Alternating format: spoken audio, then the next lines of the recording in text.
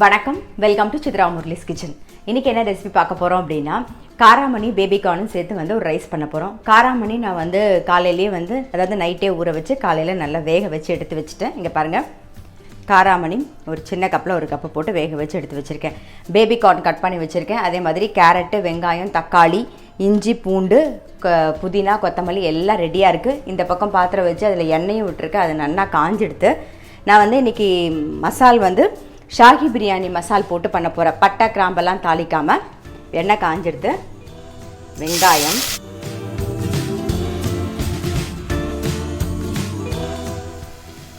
இஞ்சி பூண்டு விழுது 1 டீஸ்பூன்,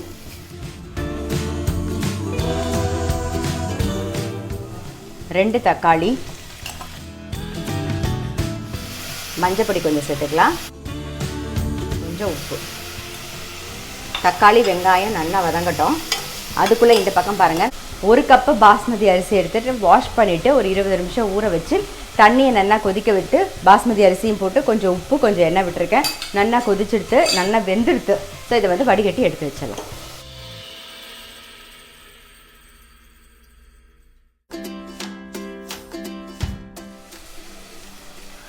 பாருங்கள், பாஸ்மதி அரிசி நல்லா உதிராக வடித்து வச்சுருக்கோம். ஸோ இது ஓரமாக வச்சிடலாம். இந்த பக்கம் கடாய் வச்சு எண்ணெய் விட்டுருக்கேன். இது உருளைக்கிழங்கு கறி பண்ணுறதுக்காக. உருளைக்கிழங்கு நல்லா வேக வச்சு ரெடியாக கட் பண்ணி எடுத்து வச்சாச்சு. ஸோ இந்த பக்கம் தக்காளி வெங்காயம் நல்லா வதங்கி எடுத்து இதில் கட் பண்ணி வச்சுருக்கிற பேபிகார்னும் கேரட்டையும் சேர்த்துடலாம். நாம் கொஞ்சம் புதினாவையும் சேர்த்துப்போம். ஸோ இதெல்லாம் சேர்ந்து நல்லா வதங்கட்டும்.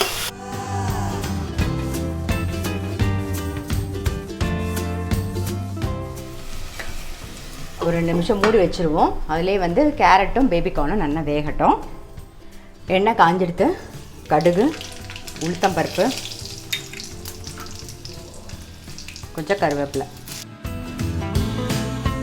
கொஞ்சம் மஞ்சப்பொடி சேர்த்துக்கலாம். வேக வச்சு கட் பண்ண உருளைக்கிழங்கு, ரெட் சில்லி பவுடர் கொஞ்சம் காரத்துக்கு தகுந்த மாதிரி பார்த்து போட்டுக்கோங்க. அப்புறம் உப்பு,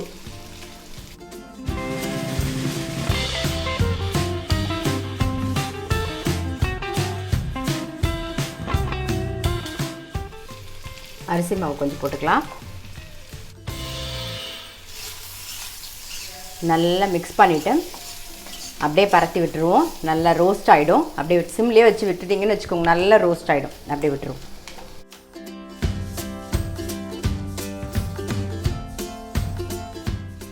கேரட்டும் பேபிகார்னும் நல்லா வதங்கிடுத்து. இப்போ இதில் நம்ம ஒரே ஒரு பச்சை மிளகா சேர்த்துக்கலாம். இது கூட ரெட் சில்லி பவுடர் கொஞ்சம் காரத்துக்கு தகுந்த மாதிரி பார்த்து போட்டுக்கோங்க. அப்புறம் ஷாஹி பிரியாணி மசால், தனியா பொடி 1 டீஸ்பூன். இது எல்லாத்தையும் கொஞ்சம் வதக்கிக்கலாம்.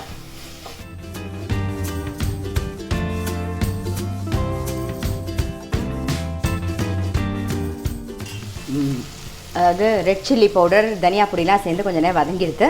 இப்போ காராமணி, வேக வச்ச காராமணியை சேர்த்துக்கலாம்.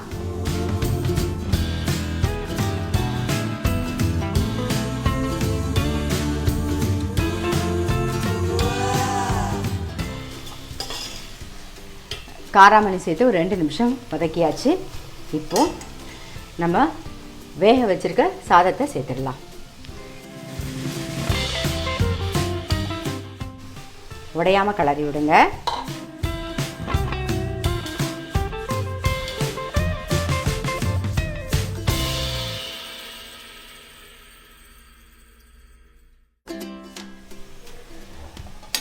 நல்லா மிக்ஸ் பண்ணியாச்சு.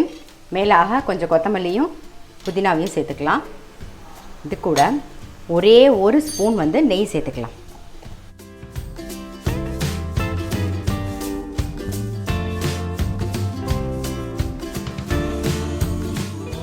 அவ்வளோதான், நம்மளுடைய காராமணி பேபிகார்ன் ரைஸ் ரெடி ஆகிடுது.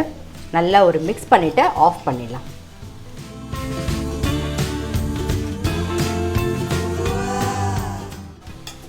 ஆஃப் பண்ணிடுறேன்.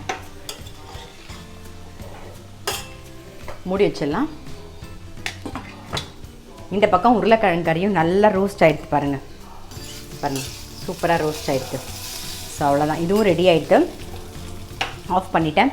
ஸோ இன்றைக்கி ரெசிபி பார்த்துருப்பீங்க, பேபிகார்ன் காராமணி போட்ட ஒரு ரைஸு, அப்புறம் உருளைக்கிழங்கு கறி, ஆஸ் யூஷுவல் எப்பயும் போல் தயிர் சாதமும் நான் சாதம்லாம் விடுச்சு பாலெல்லாம் விட்டு ரெடியாக எடுத்து வச்சுருக்கேன். ஸோ சாப்பிட்ற சமயத்தில் வந்து தயிர் மட்டும் விட்டுண்டா போதும், அவ்வளோதான். ஸோ சிம்பிள் சமையல் தான். காராமணியும் பேபிகார்னும் சேர்த்து ட்ரை பண்ணலைன்னா கண்டிப்பாக வந்து ட்ரை பண்ணி பாருங்கள். அந்த ரைஸ் ரொம்ப ரொம்ப ரொம்ப டேஸ்ட்டாக இருக்கும். ஸோ கண்டிப்பாக ட்ரை பண்ணி பாருங்கள்.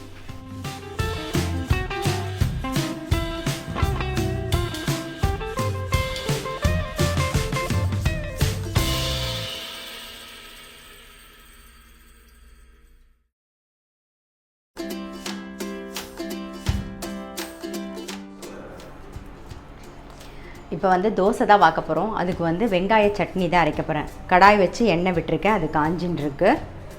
அதுக்கு என்னென்ன எடுத்து வச்சுருக்கேன்னு சொல்லிடுறேன். ஒரு சின்னதாக ஒரு நெல்லிக்காய் சைஸில் வந்து புளி, வரமிளகா ஒரு 10 வரமிளகா, கொஞ்சம் உளுத்தம் பருப்பு, சின்ன வெங்காயம் வந்து ஒரு 10-15 சின்ன வெங்காயம், அப்புறம் ஒரு 3 பல்லு பூண்டு எடுத்து வச்சுருக்கேன். அவ்வளோதான், வேறு எதுவுமே இல்லை. ஸோ இது கொஞ்சம் காயட்டும். எண்ணெய் வந்து காஞ்சிடுது. ஒரு 2 டீஸ்பூன் வந்து உளுத்தம்பருப்பு சேர்த்துக்கிறேன். கூட வரமிளகா, புளி வந்து எடுத்து வச்ச புளியை சேர்த்துடலாம்.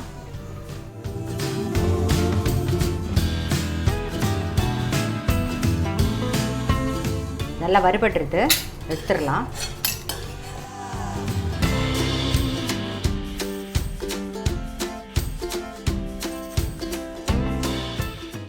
இப்போது வெங்காயமும் பூண்டும் சேர்த்துக்கலாம்.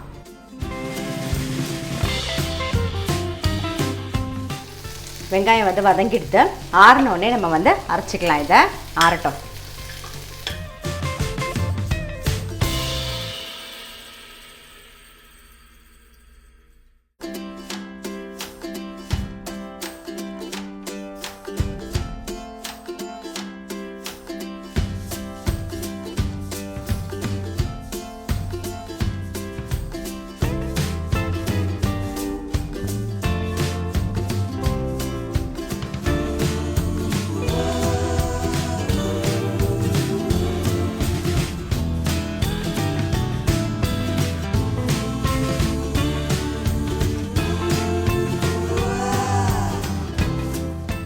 உப்பு சேர்த்து அரைச்சிக்கலாம்.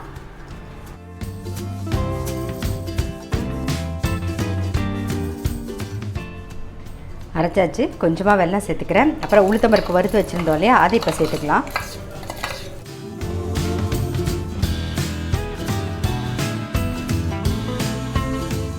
வெங்காய சட்னி ரெடி ஆகிடுது. இந்த பக்கம் வந்து கடாயில் நல்லெண்ணெய் விட்டுருக்கேன், அதுவும் காஞ்செடுத்து கடுகு சேர்த்துக்கலாம். கொஞ்சம் உளுத்தம்பருப்பு,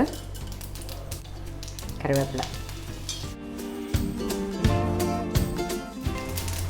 இந்த அரைச்ச வெங்காய சட்னியை அதில் போட்டு மிக்ஸ் பண்ணிடலாம். அவ்வளோதான். கடுகு உளுத்தம்பருப்புலாம் நல்லா வெடிச்சிருக்கு.